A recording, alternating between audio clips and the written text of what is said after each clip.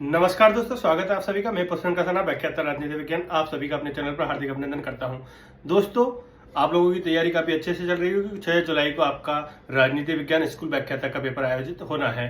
आज हम इस शॉर्ट वीडियो के अंतर्गत चर्चा करेंगे ऐसे टॉपिक्स की जिनसे जो डायरेक्टली आपके सिलेबस में थिंकर्स के या किसी भी रूप में नहीं है, पर उनसे क्वेश्चन आते हैं, क्योंकि उन्होंने जो राजनीति के अंतर्गत, सिद्धांत के अंतर्गत जो बात की है, टिप्पणियां की हैं और या बुक्स लिखी हैं, उनसे कई बार क्या हर बार ही स्कूल व्याख्याता और असिस्टेंट प्रोफेसर राजनीति विज्ञान के अंतर्गत जब से 2020 से पेपर लग रहा है, तो उन टॉपिक्स या उन थिंकर्स से संबंधित क्वेश्चंस हमको देखने को मिल रहे हैं, जिनमें अपन बात करेंगे आज रॉबर्ट ढेल, अर्नोल्ड ब्रेखट, माइकल फुको और अपन जो उत्तर एरिक बोगेलेन, बर्ट्रैंड जुवेनेल, हन्ना अरेंट, ऐसे जो थिंकर्स जो आपके सिलेबस में डायरेक्टली नहीं है और इनडायरेक्टली उनसे क्वेश्चन पूछे जा रहे हैं, उनके बारे में अपन बात करेंगे। तो दोस्तों, सबसे ज्यादा जो चर्चा में रहता है, मेरे पास कई बच्चों के कमेंट आए थे कि सर रॉबर्ट ढेल के बारे में कुछ बातें बताइए। तो दोस्तों, रॉबर्ट ढेल है, इन्होंने बहुलवाद का सिद्धांत दिया। एक तो क्वेश्चन ये बहुलवादी है। बहुलवादी जैसे अपन संप्रभुता का सिद्धांत पढ़ते हैं, तो उसके अंतर्गत आप एकलवादी और बहुलवादी पढ़ते हैं, जिसमें मैकाइवर और ये रॉबर्ट ढेल का नाम आता है। तो रॉबर्ट ढेल ने क्या है, बहुलवाद का सिद्धांत दिया। इसकी पुस्तक है हु गवर्नेंस, और एक इसने पॉलीआर्की की क्या दी है, संकल्पना। में ये पीडीएफ दोस्तों आपको मैंने बना ली है, ये देख सकते हो नोट्स, और मैं इनको आपको अपने टेलीग्राम चैनल पे शेयर कर दूंगा। अभी आप एक बार इनको अच्छे से सुन लें, जिससे आपको समझने में क्या है आसानी रहेगी। तो रॉबर्ट ढेल, बहुलवाद का सिद्धांत, पॉलीआर्की की संकल्पना, और इन्होंने प्रीफेरेंस टू डेमोक्रेटिक थ्योरी एक पुस्तक लिखी थी। तो ये संकल्पना स्कूल व्याख्याता में 2 बार पूछी जा चुकी है। प्रीफेरेंस टू डेमोक्रेटिक थ्योरी किसकी है, तो रॉबर्ट ढेल की। रॉबर्ट ढेल का एक साथ मैंने संकलन किया है, जिससे आपको समझने में क्या रहेगी आसानी। और इन्होंने एक ये क्वेश्चन जो बार बार आरपीसी पूछ रही है, व्यवहारवाद को परंपरावाद के विरुद्ध आंदोलन किसके द्वारा कहा गया, तो रॉबर्ट ढेल के द्वारा। और जो असिस्टेंट प्रोफेसर 2021 के अंतर्गत क्वेश्चन पूछा गया है, वो है अनुभाविक सिद्धांतवादी। तो अनुभाविक सिद्धांतवादी का भी ध्यान रखना, मैंने ब्रैकेट में लिख दिया, व्यवहारवादियों को कहते हैं। किसको कहते हैं, व्यवहारवादियों को। अनुभाविक सिद्धांतवादी जिन्होंने अनुभव के अनुरूप जो सिद्धांत बनाए, मतलब व्यवहार वैज्ञानिक रूप से सिद्धांत बनाए, तो वो कौन हो गए, अनुभाविक सिद्धांतवादी। तो ये शब्द किसने, रॉबर्ट ढेल। अनुभाविक सिद्धांतवादी और परा अनुभाविक सिद्धांतवादी। अब परा अनुभाविक सिद्धांतवादी कौन से हैं, परंपरावादी, जैसे लियो स्ट्रॉस हुआ, माइकल ऑक्सेट हुआ, बोयलिन हुआ, बर्ट्रैंड जुवेनेल हुआ, ये क्या है, परानुभववादी। तो इनके रूप में जो राजनीतिक विज्ञानों की जो 2 श्रेणियों में विभाजित किया है, मतलब अनुभाविक सिद्धांतवादी और परानुभाविक सिद्धांतवादी, 2 श्रेणियों में किसके द्वारा राजनीतिक सिद्धांत को विभाजित किया गया, तो वो है रॉबर्ट ढेल। तो ये क्वेश्चन असिस्टेंट प्रोफेसर पूछा गया। अब इनडायरेक्टली इसमें से क्वेश्चन बन रहे हैं कि एक तो अनुभाविक सिद्धांतवादी किसको कहा जाता है, व्यवहारवादियों को। एक परानुभाविक सिद्धांतवादी किसको कहा जाता है, परंपरावादियों को। परंपरावादी कौन है, व्यवहारवादी कौन है, वो आपको पता हो, आपने उन्होंने पढ़ा है। और अब इनमें दोनों में ये सिद्धांत दिया किसने, इनमें विभाजन किसके द्वारा किया गया है, तो वो है रॉबर्ट ढेल। तो ये क्वेश्चन बना था वहां, मैंने इसको डिटेल में लिखा है, आपको नोट्स में मिल जाएगा। लोकतंत्र की सीमाओं का विश्लेषण भी रॉबर्ट ढेल के द्वारा किया गया है। शक्ति और राजनीतिक असमानता का सिद्धांत भी रॉबर्ट ढेल के द्वारा दिया गया है। रॉबर्ट ढेल में व्यवहारवाद के विकास के 6 कारक बताए। अब आपके सिलेबस में व्यवहारवाद दे रखा है, उत्तर व्यवहारवाद दे रखा है, तो क्योंकि रॉबर्ट ढेल क्या है, व्यवहारवादी, तो इन्होंने व्यवहारवाद के विकास के कितने 6 चरण बताए। आपने डेविड स्टन के जो चरण पढ़े होंगे, जो व्यवहारवादी हैं, उत्तर व्यवहारवाद में भी उनके द्वारा की गई, पर रॉबर्ट ढेल के भी थोड़े से आपको देखने चाहिए। याद नहीं करे तो कम से कम रॉबर्ट ढेल के द्वारा व्यवहारवाद के 6 चरण बताए गए। यही पूछा जा सकता है कि व्यवहारवाद के 6 चरण किसके द्वारा दिए गए, तो रॉबर्ट ढेल से क्वेश्चन आएगा ही आएगा, कन्फर्म है। तो ये पॉइंट है, बहुलवाद का सिद्धांत, पॉलीआर्की का सिद्धांत, डिफेंस टू डेमोक्रेटिक थ्योरी, और व्यवहारवाद को परंपरावाद के विरुद्ध आंदोलन कहा। ये इंपॉर्टेंट है, ये 2 बार पूछा जा सकता है अभी तक स्कूल लेक्चर में। व्यवहारवाद को परंपरावाद के विरुद्ध आंदोलन किसके द्वारा कहा गया, रॉबर्ट ढेल के द्वारा। फिर अनुभाविक सिद्धांत और परानुभाविक सिद्धांत का विभाजन इन श्रेणियों में किसके द्वारा किया गया, तो रॉबर्ट ढेल के द्वारा किया गया। अब अपन एक है अर्नोल्ड ब्रेख्ट, तो इससे भी कई बार क्वेश्चन आता है। अर्नोल्ड ब्रेख्ट ने क्या किया है, वैज्ञानिक मूल्य सापेक्षवाद की अवधारणा डायरेक्ट आरपीएससी क्वेश्चन पूछती है वैज्ञानिक मूल्य सापेक्षवाद का सिद्धांत किसके द्वारा दिया गया, तो वो किसके द्वारा दिया गया, अर्नोल्ड ब्रेख्ट। तो आप इसको ध्यान रखें, वैज्ञानिक मूल्य सापेक्षवाद अर्नोल्ड ब्रेख्ट। राजनीतिक अंतर्वैयक्तिक संचारणीय ज्ञान है, ये एक परिभाषा है, कोटेशन पूछी जाती है। अंतर्वैयक्तिक, ये ध्यान रखना, अंतर्वैयक्तिक और किसके द्वारा की गई, अर्नोल्ड ब्रेख्ट के द्वारा। अर्नोल्ड में भी वही मात्रा आती है, वो अंतर्वैयक्तिक मात्रा, ऐसे मैंने याद रखा था, आप भी ऐसे याद रखें। ये शायद 2023-22 वाला जो पेपर हुआ था उसमें इसको लेक्चर में पूछा गया है कि राजनीतिक अंतर्वैयक्तिक संचारणीय क्या है, ज्ञान है। एक इसने कोटेशन दिए व्यवहारवाद के अंतर्गत, व्यवहारवाद 20वीं सदी की दुखद घटना है। तो क्या व्यवहारवाद को 20वीं सदी की दुखद घटना किसके द्वारा माना गया है, अर्नोल्ड ब्रेख्ट के द्वारा।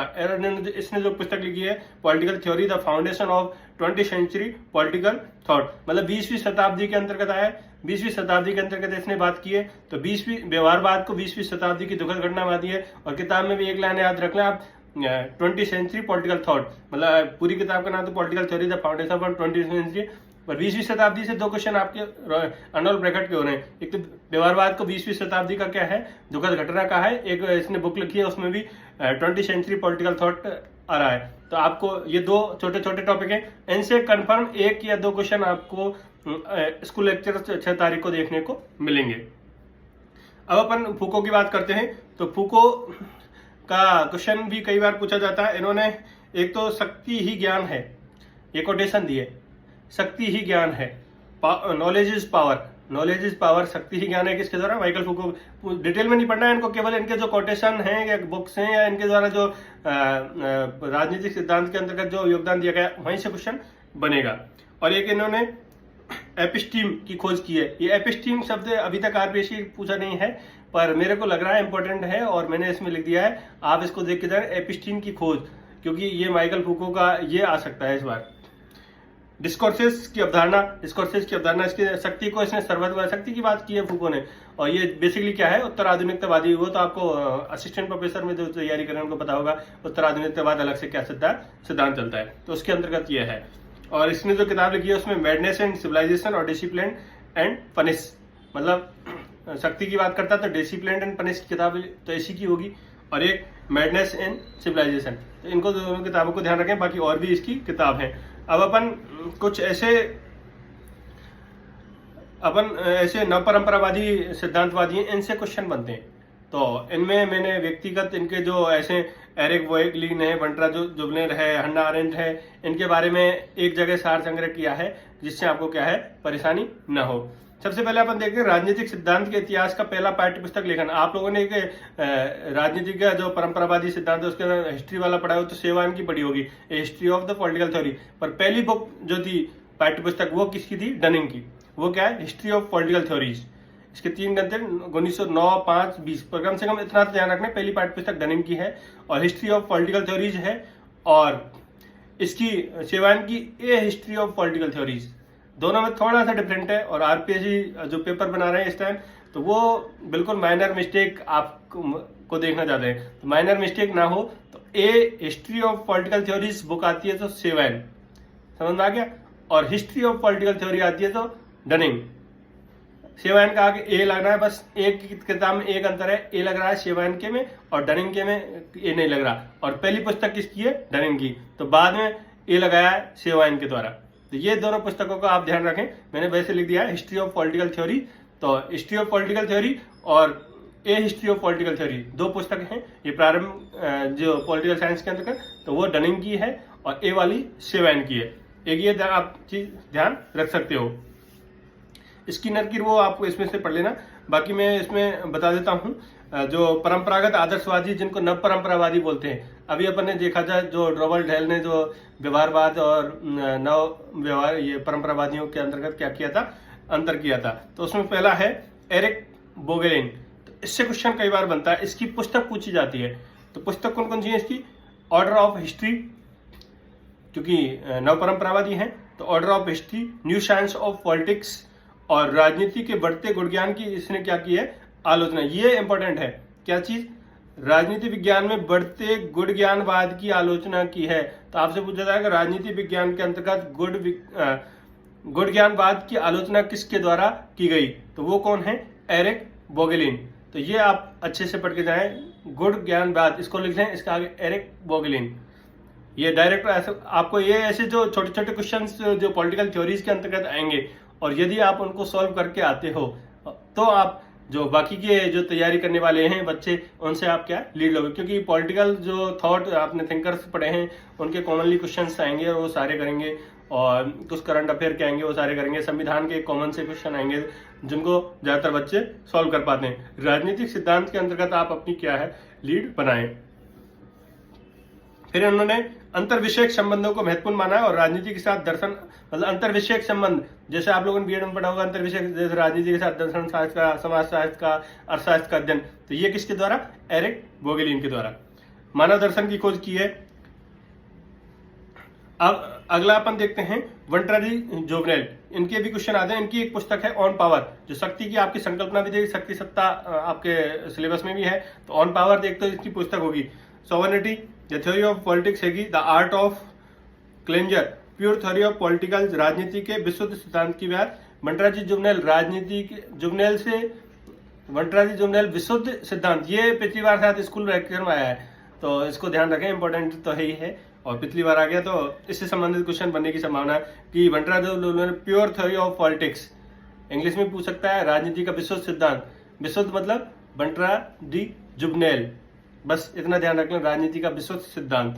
इसकी पिछली बार आया मेरे को, मैंने पेपर देखा था उसमें ध्यान है मेरे को। माइकल ऑक्सेट, माइकल ऑक्सेट से भी क्वेश्चन आता है, ये क्या है, अनुभव का दार्थ, इन्होंने अनुभववाद का सिद्धांत दिया है, तो अनुभववाद, अनुभव का आते ही माइकल ऑक्सेट, ऑक्से अनुभव, माइकल ऑक्सेट, ऑक्से अनुभव, तो अनुभववाद का सिद्धांत दिया है, अनुभववाद का दार्शनिक विश्लेषण किया है, और उन्होंने अनुभववाद के 4 रूप बताए गए, जैसे व्यवहार, विज्ञान, इतिहास व काव्य। बुद्धिवाद का इसने क्या किया है, विरोध किया है। तो अनुभववाद का तो सिद्धांत दिया है, बुद्धिवाद का क्या किया है, विरोध, किसके द्वारा, माइकल ऑक्सफोर्ड के द्वारा। परंपरावाद का समर्थन किया गया है, और ये विचारधाराओं का क्या करता है, विरोध करता है। तो ये क्या बोलता है, एक अमूर्त सिद्धांत है, जो अमूर्त सिद्धांतों का क्या है, जाल है, विचारधाराओं को अमूर्त सिद्धांत कहता है, और उनका क्या बताता है, जाल। तो ये कोटेशन भी आपके आ सकती है। ये तो स्थितिवाद को बनाए रखने के पक्ष में है। यूरोपीय चिंतन को 3 भागों में बांटता है, ये आप देख लेना। पहला क्या है, विवेक की प्रकृति की व्यापक अवधारणा, ये प्लेटो को मानता है। संकल्प और निर्माण की व्यापक अवधारणा, ये किसकी, हॉब्स की। और बौद्धिक संकल्पना, ये किसकी, हीगल की। तो विवेक वाला प्लेटो। आपसे ये पूछा है कि माइकल ऑक्सेट के द्वारा विवेक की प्रकृति की व्यापक अवधारणा किसको समझता हो, प्लेटो। विवेक का सर्वप्रथम इस्तेमाल प्लेटो ने सिखाया राजनीति के। संकल्प तो हॉब्स ने आगे संकल्प की अवधारणा दी थी, और बौद्धिक संकल्पना की बात किसने की, हीगल ने। तो ये आप तीनों आप ध्यान रख सकते हो। हन्ना आरेंट के बारे में अपन बात करते हैं। असिस्टेंट प्रोफेसर में थिंकर के रूप में है, पर आपके सिलेबस में नहीं है, पर इससे क्वेश्चन बनने की क्या रहती है, संभावना। हन्ना आरेंट ने एक तो पुस्तक लिखी थी ऑन वायलेंस। ये अभी करंट इश्यूज में कैसे है कि इजराइल और फिलिस्तीन जो विवाद चल रहा है, तो ये बेसिकली वहीं से ताल्लुकात रख रही है। रहने वाली अमेरिका की नागरिकता ले ली थी, पर पहले रहने वाली ये वहीं से है, यहूदी है। तो ये ध्यान रखें। और इसने पुस्तक भी लिखी है ऑन वायलेंस, जो आपके शक्ति सत्ता वाला जो चल रहा है, युद्ध वाला, तो वो उसमें इंपॉर्टेंट है, ये पुस्तक आ सकती है ऑन वायलेंस, क्योंकि वहां से यदि रिलेटेड करके, क्योंकि पॉलिटिकल साइंस करंट अफेयर का खेल है।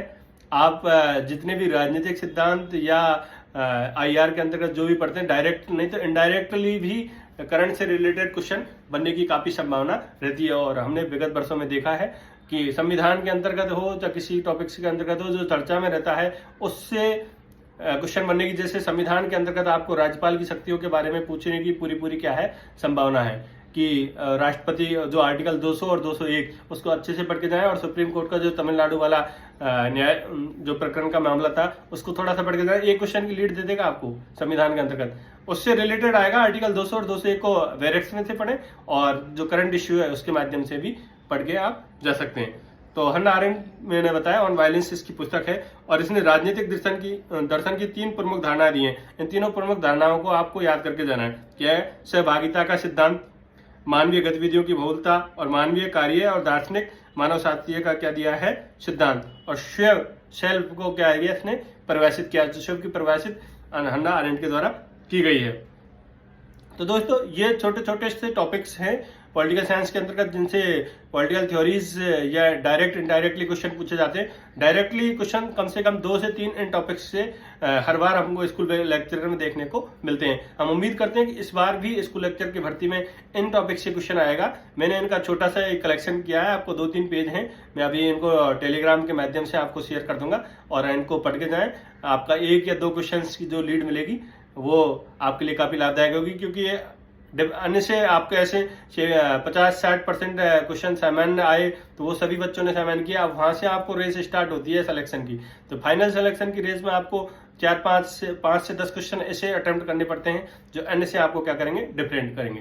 तो दोस्तों ऐसी चीजों को कलेक्शन करें, पुराने पेपर देखें, उनसे आपको पता लगेगा। बाकी मैं भी आपकी हेल्प कर रहा हूं, और आपको कोई ऐसे टॉपिक्स लग रहे हैं कि मेरे पास मैसेज आया था रोबर्ट डेल पे बनाया, तो मैंने रोबर्ट डेल के साथ इनको भी इसमें इंक्लूड कर दिया गया है। और बाकी आपको ऐसे और भी टॉपिक्स कोई लग रहा है जिनसे क्वेश्चन आ रहे हैं और आपके पास उनका कंटेंट अवेलेबल नहीं है, तो आप मेरे को कमेंट बॉक्स में मैसेज करके बताएं। मैं कोशिश करूंगा कि आपको वो कंटेंट उपलब्ध करवा सकूं। धन्यवाद दोस्तों, बेस्ट ऑफ लक।